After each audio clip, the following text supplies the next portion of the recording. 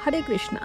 भगवद गीता यथारूप अध्याय 9 परम गुह्य ज्ञान श्लोक संख्या 19। हे अर्जुन, मैं ही ताप प्रदान करता हूँ और वर्षा को रोकता तथा लाता हूँ।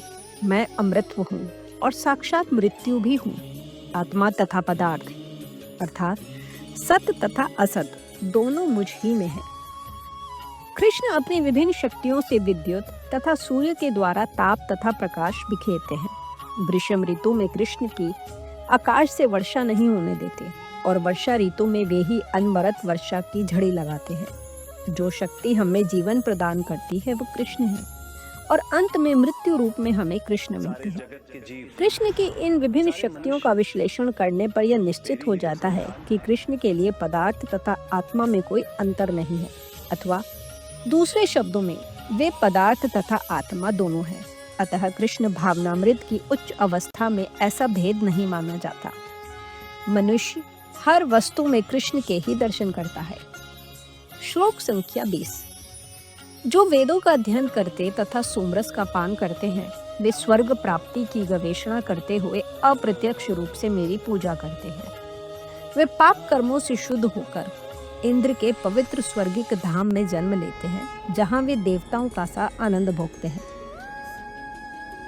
त्रैविधा शब्द 3 वेदों साम, यजु तथा ऋग्वेद का सूचक है। जिस ब्राह्मण ने इन तीनों वेदों का अध्ययन किया है वे त्रिवेदी कहलाता है। जो इन तीनों वेदों से प्राप्त ज्ञान के प्रति आसक्त रहता है उसका समाज में आदर होता है। दुर्भाग्यवश वेदों के ऐसे अनेक पंडित हैं जो उनके अध्ययन के चरम लक्ष्य को नहीं समझते। इसलिए कृष्ण अपने को त्रिवेदियों के लिए परम लक्ष्य घोषित करते हैं। वास्तविक त्रिवेदी भगवान के चरण कमलों की शरण ग्रहण करते हैं और भगवान को प्रसन्न करने के लिए उनकी शुद्ध भक्ति करते हैं। भक्ति का सूत्रपात्र हरे कृष्ण मंत्र के कीर्तन तथा साथ साथ कृष्ण को वास्तव में समझने के प्रयास से होता है। दुर्भाग्यवश जो लोग वेदों के नाम मात्र के छात्र हैं वे इंद्र तथा चंद्र जैसे विभिन्न देवों को आहुति प्रदान करने में रुचि लेते हैं। ऐसे प्रयत्न से विभिन्न देवों के उपासक निश्चित रूप से प्रकृति के निम्न गुणों के कल्मश से शुद्ध हो जाते हैं। फलस्वरूप वे उच्चतर लोकों यथा महरलोक, जनलोक, तपलोक आदि को प्राप्त होते हैं।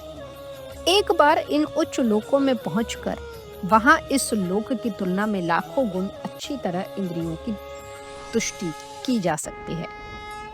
इस प्रकार भगवद गीता के अध्याय 9 परम गुह्य ज्ञान की श्लोक संख्या 19 और 20 का भक्ति वेदांत तात्पर्य पूर्ण हुआ। हरे कृष्णा।